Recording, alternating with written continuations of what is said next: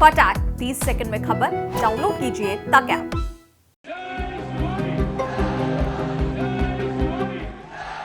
एक था टाइगर, कलम से वार किया तो बड़े बड़े नेता हिल गए। खुद राजनीति में कदम रखा तो अपनी एक सेना बना ली। कहते हैं उनकी मर्जी के बिना मुंबई में एक पत्ता भी नहीं हिलता था। जी हाँ, हम बात कर रहे हैं दिवंगत शिवसेना प्रमुख बाल ठाकरे की। वो हमारे बीच मौजूद तो नहीं है, लेकिन उनके किस्से कहानियां इतिहास में हमेशा के लिए दर्ज हैं। चलिए शुरू से शुरू करते हैं। एक साधारण मराठी कायस्थ परिवार में 23 जनवरी 1926 को जन्मे बाल ठाकरे।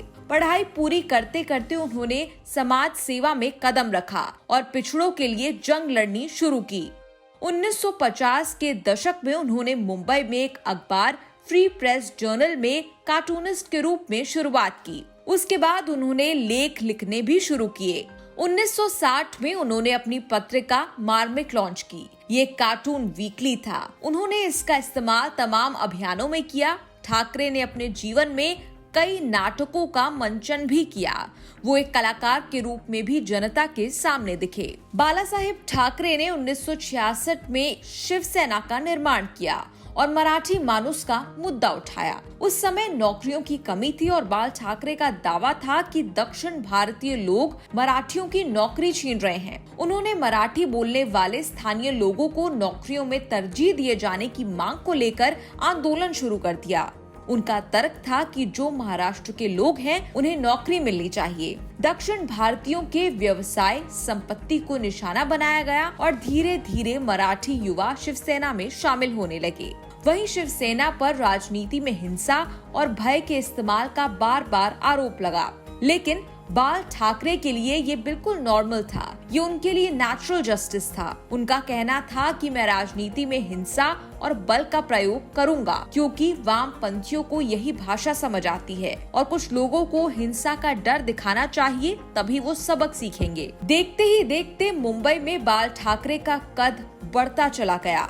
यहाँ तक कि गॉडफादर बने बाल ठाकरे ने आदेश भी दिए कि हर मामले में उनकी राय ली जाए। मतलब इतनी कि फिल्मों के रिलीज में भी उनकी मनमानी चलने लगी। बाला साहेब ठाकरे के लगभग 46 साल के सार्वजनिक जीवन को देखे तो उन्होंने ना तो कभी कोई चुनाव लड़ा और ना ही कोई राजनीतिक पद स्वीकार किया। यहाँ तक कि उन्हें विधिवत रूप से कभी शिवसेना का अध्यक्ष भी नहीं चुना गया था। लेकिन इन सब के बावजूद महाराष्ट्र की राजनीति और खासकर इसकी राजधानी मुंबई में उनका खासा प्रभाव था। बात करें राजनीति की तो महाराष्ट्र विधानसभा चुनाव 1995 में शिवसेना बीजेपी गठबंधन पहली बार सत्ता में आई। सरकार में न रहते हुए भी बाला साहेब ने सभी फैसलों को प्रभावित किया। वो महाराष्ट्र के किंग मेकर थे। बाला साहेब ठाकरे महाराष्ट्र में हिंदुत्व के सबसे बड़े चेहरा रहे हैं। उनकी इमेज एक कट्टर हिंदू नेता के तौर पर रही। उन्होंने मुसलमानों को मुंबई से बाहर चले जाने को कहा था।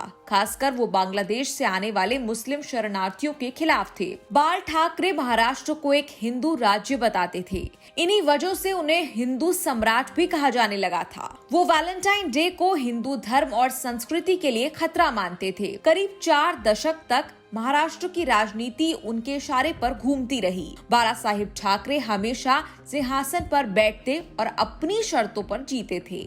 उनके एक इशारे में रात में न थमने वाली मुंबई ठहर जाती थी। माया नगरी मुंबई को अपना गढ़ बनाकर काम करने वाले बाला साहेब ठाकरे अपने विवादित बयानों की वजह से अक्सर सुर्खियां बटोरते रहे। उनका कट्टर हिंदुत्व और पाकिस्तान के प्रति कट्टरवादी रवैया अपनाने की वजह से भी कुछ वर्गों में उन्हें समर्थन मिला। उन्होंने मुसलमानों के विरोध में वक्तव्य दिए, कट्टर हिंदुत्व की बात कही। भारत पाकिस्तान क्रिकेट पर भी उन्होंने कड़ा रुख अपनाया और ये सब उन्होंने कभी छिप छिपा कर नहीं कहा, खुलेआम कहा। सब कुछ जग जाहिर था। सिर्फ यही नहीं, हर बात पर उनकी कुछ न कुछ राय तो होती ही थी, अब वो चाहे राजनीति हो, मनोरंजन या खेल जगत। साल 2009 की बात है जब सचिन तेंदुलकर ने कहा था कि मुंबई हर भारतीय की है। सचिन ने कहा था कि मुझे इस बात पर बड़ा गर्व है कि मैं महाराष्ट्रियन हूँ, लेकिन मैं पहले एक भारतीय हूँ। सचिन के इस बयान पर बाल ठाकरे ने हमला बोला था। बाला साहेब ने कहा था कि जब आप चौका या छक्का लगाते हैं तो लोग आपकी सराहना करते हैं, लेकिन यदि आप मराठियों के अधिकारों का उल्लंघन करेंगे या उन पर टीका टिप्पणी करेंगे तो इससे मराठी मानुष आहत होगा और वो इसे कभी बर्दाश्त नहीं करेगा। इसके अलावा बाल ठाकरे ने सचिन तेंदुलकर को क्रिकेट के बहाने राजनीति न करने की नसीहत भी दी थी। फिर साल 2010 में टेनिस खिलाड़ी सानिया मिर्जा को भी आड़े हाथों लिया था। दरअसल सानिया की पाकिस्तानी क्रिकेट खिलाड़ी शोएब मलिक से शादी होने वाली थी। इस पर ठाकरे ने कहा था कि सानिया यदि भारत के लिए खेलना चाहती हैं, तो उन्हें किसी भारतीय को ही अपना जीवन साथी चुनना होगा और यदि सानिया ने शोएब से ब्याह किया तो भारतीय नहीं रहेंगी। उनका दिल यदि हिंदुस्तानी होता तो किसी पाकिस्तानी के लिए नहीं धड़कता। इसके अलावा बाला साहेब ने तो ये भी कह दिया था कि सानिया अपने खेल की वजह से नहीं बल्कि अपने तंग कपड़ों, फैशन और प्रेम प्रसंगों की वजह से मशहूर हैं।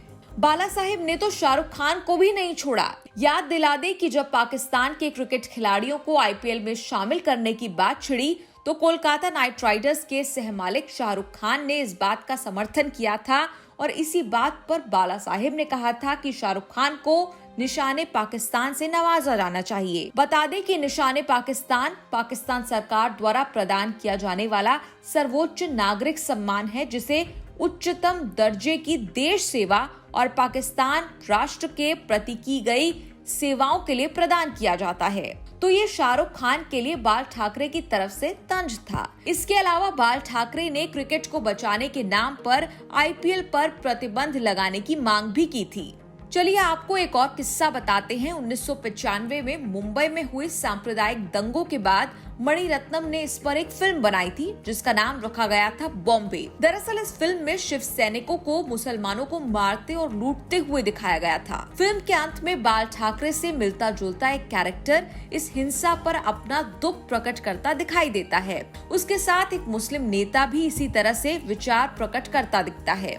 ठाकरे को पता चला तो इस फिल्म के प्रदर्शन का विरोध किया और कहा कि वो इसे मुंबई में प्रदर्शित नहीं होने देंगे। इस फिल्म के डिस्ट्रीब्यूटर अमिताभ बच्चन ठाकरे के दोस्त थे। उनके पास गए तो उन्होंने पूछा कि क्या शिव सैनिकों को दंगाई के रूप में दिखाए जाने का उनको बुरा लगा। इस पर ठाकरे ने जवाब दिया, बिल्कुल भी नहीं। मुझे जो चीज बुरी लगी थी वो था दंगों पर ठाकरे के चरित्र का दुख प्रकट करना। मैं कभी किसी चीज पर दुख प्रकट नहीं करता। खैर, बाल ठाकरे के बारे में जितना बताया जाए कम है। वहीं महाराष्ट्र की बात हो और शरद पवार का जिक्र ना हो, ऐसा कैसे हो सकता है। ठाकरे और पवार के रिश्ते की बात करें तो जहां दिन में बाला साहेब पवार को आटे की बोरी कहकर उनका मजाक उड़ाते थे, तो वहीं शाम को उनकी पत्नी और बेटी को अपने घर डिनर पर इनवाइट करते थे। पवार का कहना है कि वो निजी तौर पर उनके सबसे अच्छे दोस्त थे, लेकिन राजनीतिक तौर पर उनके सबसे बड़े दुश्मन थे। शरद पवार की आत्मकथा ऑन माय टर्म्स में लिखी बातें समझी जाएं तो ये काफी हद तक सच है। अपनी आत्मकथा में शरद पवार कहते हैं, बाला साहेब का उसूल था कि अगर आप एक बार उनके दोस्त बन गए तो वो ताउम्र उसे निभाते थे। सितंबर 2006 में जब मेरी बेटी सुप्रिया ने राज्यसभा चुनाव लड़ने की घोषणा की तो बाला साहेब ने मुझे फोन किया। वो बोले, शरद बाबू, मैं सुन रहा हूँ हमारी सुप्रिया चुनाव लड़ने जा रही है और तुमने मुझे इसके बारे में बताया भी नहीं। मुझे ये खबर दूसरों से क्यों मिल रही है। इस पर शरद पवार कहते हैं, शिवसेना बीजेपी गठबंधन ने पहले ही उसके खिलाफ अपने उम्मीदवार की घोषणा कर दी है। मैंने सोचा मैं आपको क्यों परेशान करूं। इस पर ठाकरे बोले, मैंने उसे तब से देखा है जब वो मेरे घुटनों के बराबर हुआ करती थी। मेरा कोई भी उम्मीदवार सुप्रिया के खिलाफ चुनाव नहीं लड़ेगा। तुम्हारी बेटी मेरी बेटी है। इस पर शरद पवार ने उनसे पूछा, आप बीजेपी का क्या करोगे जिनके साथ आपका गठबंधन है। बाला साहेब ने बिना पल गवाए जवाब दिया, कमलाबाई की चिंता मत करो, वो वही करेगी जो मैं कहूँगा। बता दें कि कमलाबाई उनका बीजेपी के लिए कोड वर्ड था। बाल ठाकरे के शौक की बात करें तो वो सिगार और बियर पीने के शौकीन थे। यहाँ तक कि सार्वजनिक तौर पर शराब पीने से उन्हें कोई परहेज नहीं था। 1995 में जब उनकी पार्टी की जीत पर एक पार्टी दी गई तो उन्होंने इस बात पर ऐतराज किया कि वहाँ जीत की खुशी में शैंपेन का प्रबंध क्यों नहीं है। बाला साहेब ठाकरे की जिंदगी और उनके व्यक्तित्व के कई पहलू थे। वैसे इसमें भी कोई दो राय नहीं है कि ठाकरे एक अच्छे वक्ता थे और लोगों को अपनी मजेदार बातों से खूब आकर्षित करते थे। मुंबई के शिवाजी पार्क में दशहरा के अवसर पर हर साल होने वाले उनके भाषण का उनके समर्थकों को खूब इंतजार रहता था। हालांकि उनकी जिंदगी के आखिरी बरस में वो खराब स्वास्थ्य के कारण शिवाजी पार्क तो नहीं जा सके, लेकिन अपने समर्थकों के लिए उन्होंने वीडियो रिकॉर्डेड संदेश भेजा, जिसमें उन्होंने अपने चाहने वालों से अपील की थी कि वो उनके पुत्र और शिवसेना के कार्यकारी अध्यक्ष उद्धव ठाकरे को उतना ही प्यार और सम्मान दे जितना उन्होंने बाल ठाकरे को दिया था। एक कार्टूनिस्ट के तौर पर बाल ठाकरे ब्रिटेन के कार्टूनिस्ट डेविड लो को बहुत पसंद करते थे। मृत्यु से कुछ समय पहले तक ठाकरे अपनी मराठी साप्ताहिक मार्मिक के लिए खुद कार्टून बनाते थे और जब उनका निधन हुआ तो मुंबई में चारों ओर सन्नाटा पसर गया था।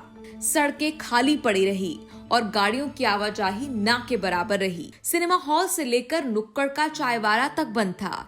उस दिन होने वाली परीक्षाएं भी स्थगित कर दी गई थी। सभी फिल्मी कार्यक्रम शूटिंग रद्द कर दी गई। उनकी अंतिम यात्रा में लाखों लोग आए थे। दरअसल बाल ठाकरे काफी समय से बीमार चल रहे थे। हालांकि बीच में खबर आई थी कि उनकी तबीयत में सुधार आया है, लेकिन 17 नवंबर 2012 को 86 साल की उम्र में बाल ठाकरे ने हार्ट अटैक के बाद दम तोड़ दिया। न्यूज़ तक ब्यूरो।